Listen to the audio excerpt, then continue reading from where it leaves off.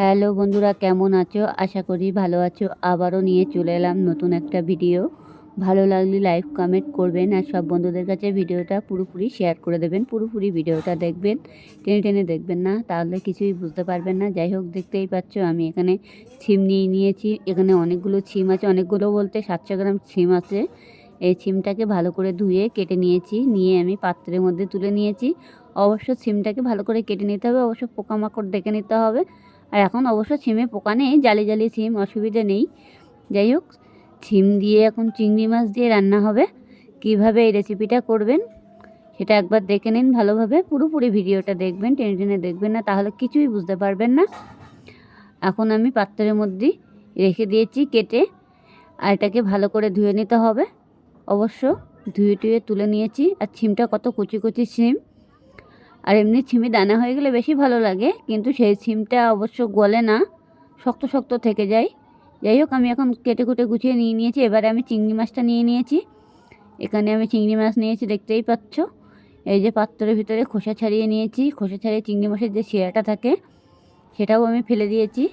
এই যে দেখতেই পাচ্ছ, চিংড়ি মাছের পিঠে দেখবে একটা শিরা থাকে, সেই শিরাটা ফেলে দিতে হবে।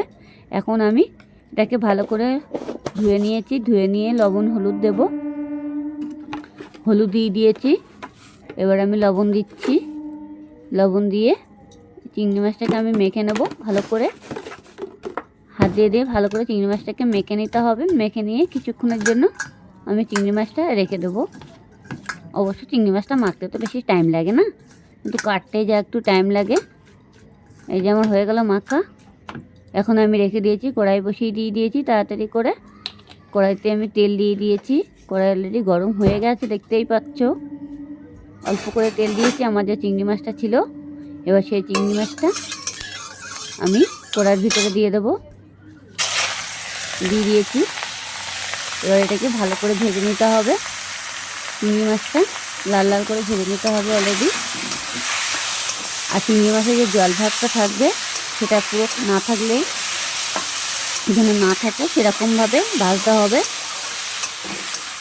দেখতেই পাচ্ছ, এভাবে করে ভেজে নিতে হবে। চিংড়ি মাছগুলো যেটিও পাঠিয়ে দিয়েছি। চিংড়ি মাছের জল যদি থেকে যায় তাড়াতাড়ি টেনে যাবে, যার জন্য আমি পাঠিয়ে দিয়ে দিয়েছি চিংড়ি মাছটাকে।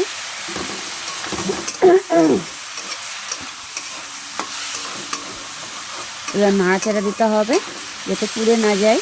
গ্যাসটাকে আমি একটু বাড়িয়ে দিয়েছি।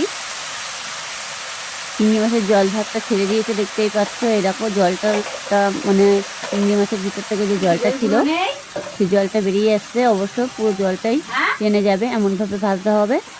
পুরো ঝুড়ো ঝুড়ো হয়ে যাবে, চিংড়ি মাছগুলো লাল লাল হয়ে যাবে। সুন্দরভাবে ভেজে নিতে হবে চিংড়ি মাছগুলো। আর একটু খেয়াল রাখতে হবে যাতে পুড়ে না যায়, সেভাবে খেয়াল রাখতে হবে।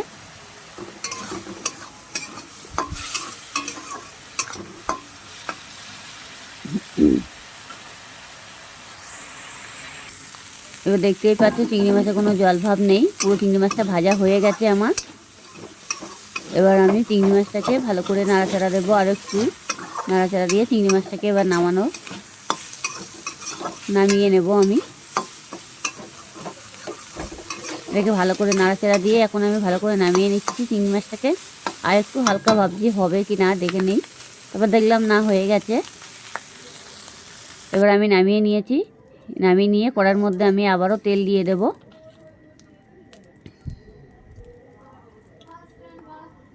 তেল দিয়েছি। এবার তেলটাকে আমি আবার একটু গরম করে নেব।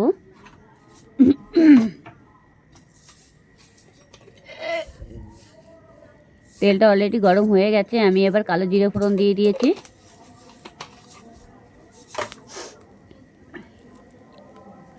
যদিও গ্যাসটাকে আমি স্লো করে রেখেছি।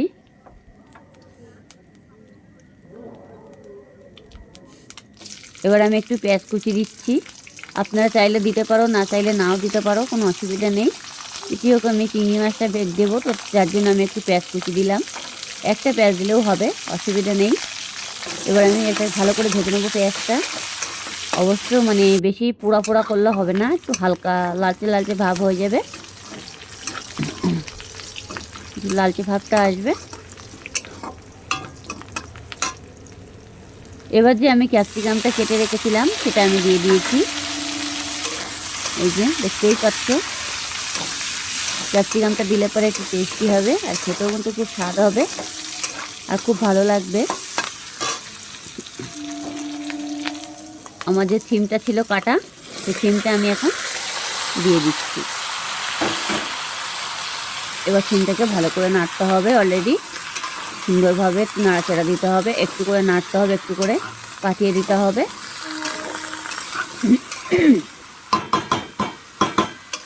অনেকগুলো সিম আছে, অবশ্য রান্না করলে অল্প একটু হয়ে যাবে। দেখে মনে হচ্ছে অনেকটা সিম, কিন্তু অনেকটা থাকবে না, অল্প একটু হয়ে যাবে। সবজি রান্না করলে এমনিই অল্প হয়ে যায়, জানোই তো সব কিছু। খেতে কিন্তু খুব স্বাদ হয় এভাবে রান্না করলে পরে। অতি অবশ্যই চেষ্টা করুন এভাবে করার জন্য ঘরে বসে এই রেসিপিটা, তাহলে অল্প ভাত, মানে অল্প সবজি থেকে ভাত খাওয়া হয়ে যাবে।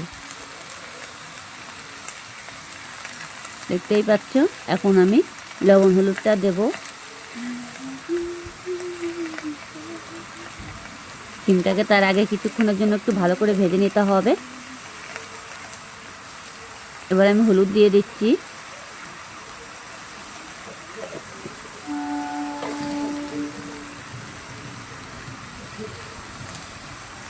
কিছু জিরের গুঁড়ো দিলাম।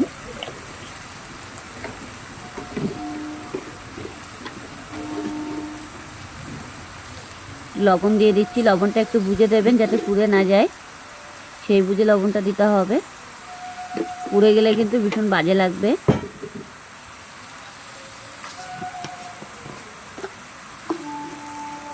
হালকা একটু চিনি দিয়ে দিচ্ছি।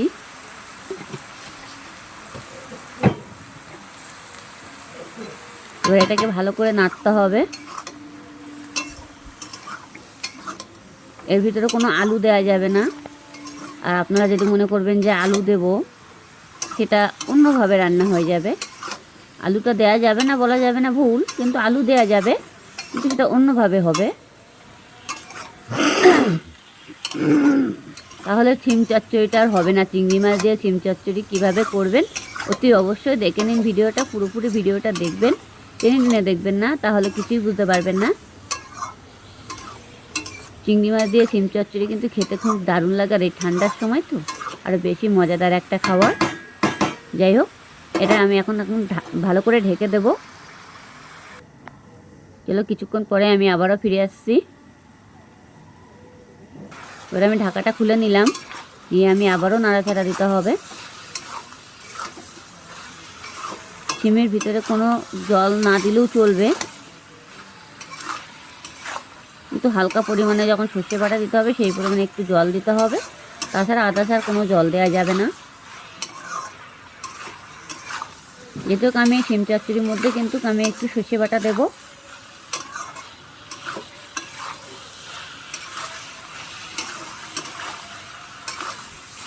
এটাকে আমি এখন ভালো করে নাড়তে হবে।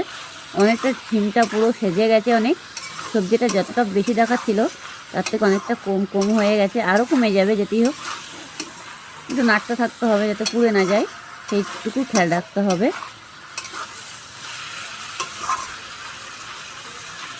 আমি আবারও এটাকে ঢেকে দেবো।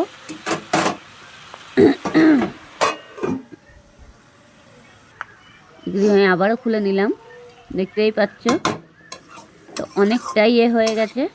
সিমটা পুরো নরম নরম হয়ে গেছে, দেখতেই পাচ্ছ।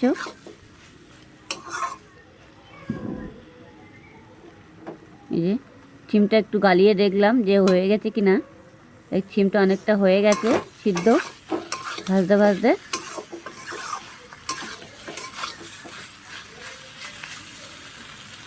যাই হোক, এবার আমি যে চিংড়ি মাছটা ভেজে রেখেছিলাম সেই চিংড়ি মাছটা এখন আমি দিয়ে দিচ্ছি সিমের ভিতরে।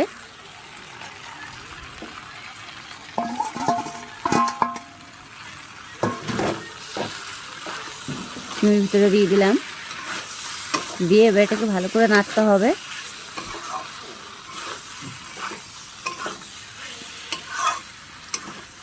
বেশি কিছু মশলাই দেওয়া লাগে না সিম চচ্চড়িতে, সুন্দর একটা রেসিপি। অতি অবশ্যই ঘরে বসে চেষ্টা করুন।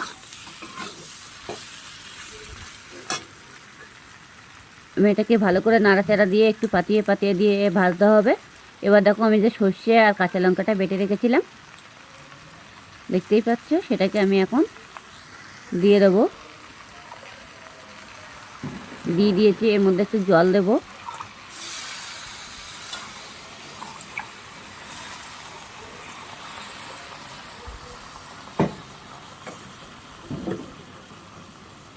এটাকে আমি একটু ধুয়ে আবারও দিয়ে দিচ্ছি। ব্যাস, এটাকে ভালো করে নাড়াচাড়া দিতে হবে। জল যেটুকু দেওয়ার আমার দেওয়া হয়ে গেছে। এই জলেই আমার পুরো সিমটাই সিদ্ধ হয়ে যাবে আর পুরো মাখা মাখা টাইপের হয়ে যাবে সিমটা।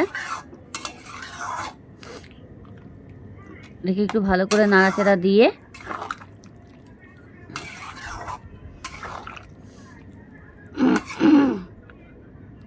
এভাবে এভাবে পাতিয়ে দিতে হবে। দিয়ে আমি আবারও ঢেকে দিতে হবে।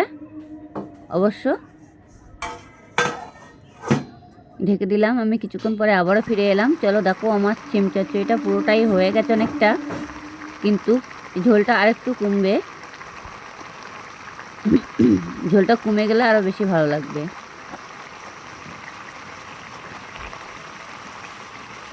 এটাকে এখন একটু ভালো করে নাড়াচাড়া দিতে হবে।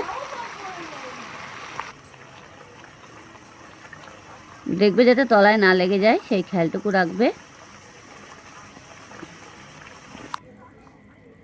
অলরেডি দেখতেই পাচ্ছ আমার সিম চচ্চড়িটা হয়েও গেছে। একটা পাত্রে আমি এখন ঢেলে নেব। ঢালাও হয়ে গেছে। ভালো লাগলে লাইক কমেন্ট করতে ভুলবে না, কেমন?